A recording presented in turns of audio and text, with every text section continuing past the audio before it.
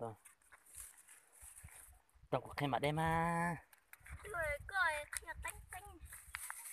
Có khen chơi này nó trông tốt cho lấy.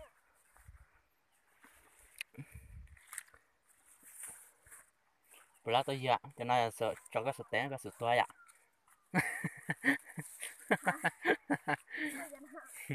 Bữa đó cho nên là cho cái sự té tôi dưới sẽ có sự chín nó hả? Tớ phải cẩn thận trái. Tè. Nói cái gì đây? Tè.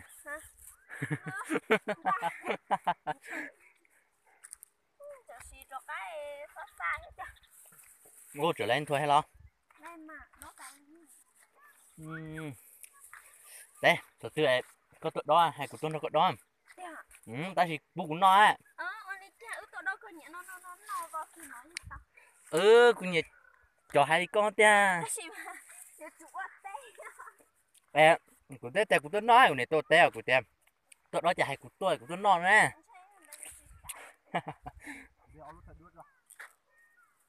cho một khô á, còn chỉ rõ tôi dùng chung.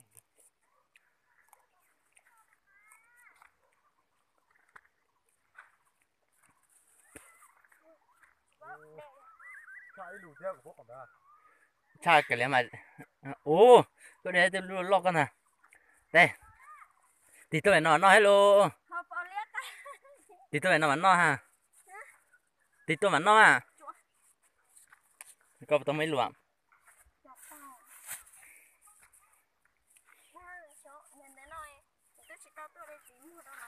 nhiều cũng mua nhà này không có cũng đỡ. chị mà chứ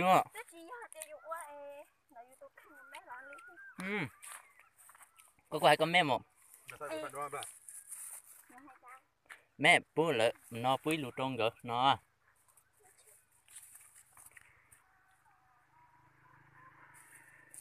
là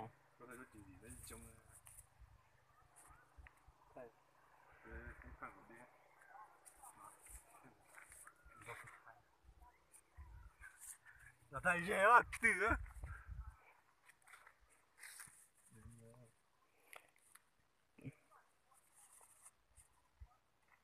là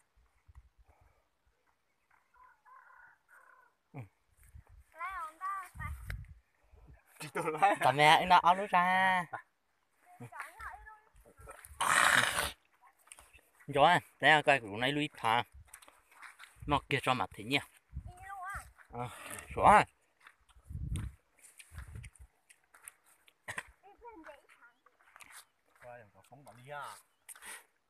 ô té té này tôi để chờ làm mà té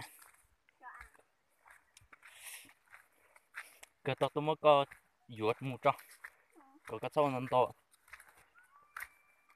dạ té té hay cơ punya tembang nak hả nhớ bao gì chính là tôi muốn lòng cô nè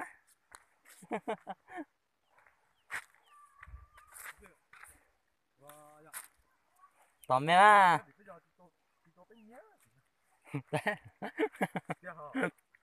té mà ha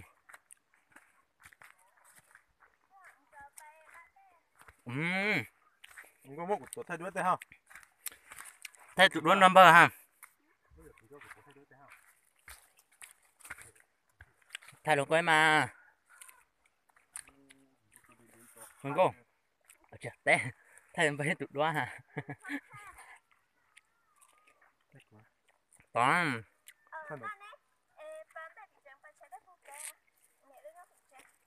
Thì nó cho một luôn ra. Trông thôi trong bốc chế thì chỉ mua nó tới đây được.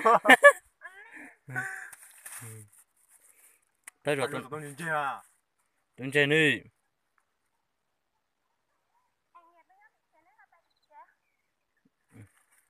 Có phải coi mà để ý à?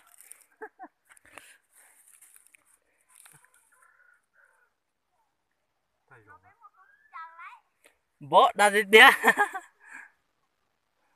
thấy rồi tôi nói hai trường thiệt coi ạ là để ý lùi nó ra. Nó mới lùi ra lọ. chứ mà Tay. Tay. Chuẩn quá. cho lúc thì được cái gì đó chỉ loại nhà ha nhà ngập bài ha thế cái gì đó ngập bài chỉ luôn con nhà hai tiết thế nhất đâu con là họ có hai tiết thế nhất con nhà là có gì sẽ